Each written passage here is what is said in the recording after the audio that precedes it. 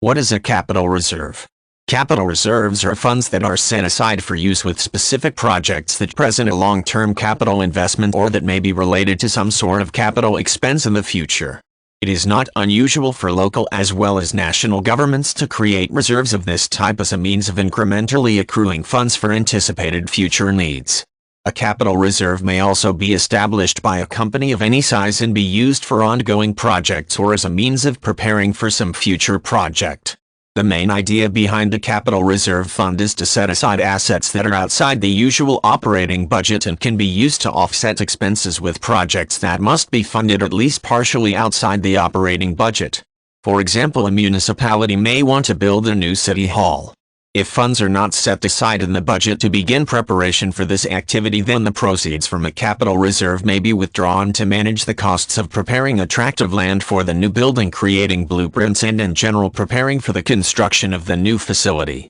Depending on the amount of funds in the capital reserve fund and the regulations that govern disbursements from that fund, it may be possible to finance the entire construction project using the reserve.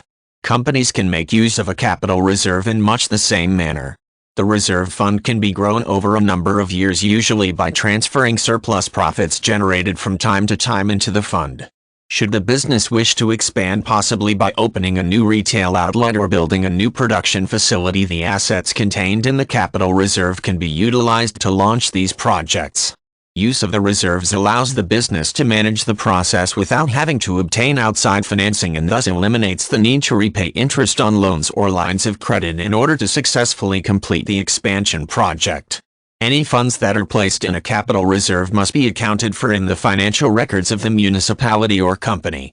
For municipalities, this means identifying the origin of any funds deposited into the reserves, including donated funds and funds obtained through government subsidies.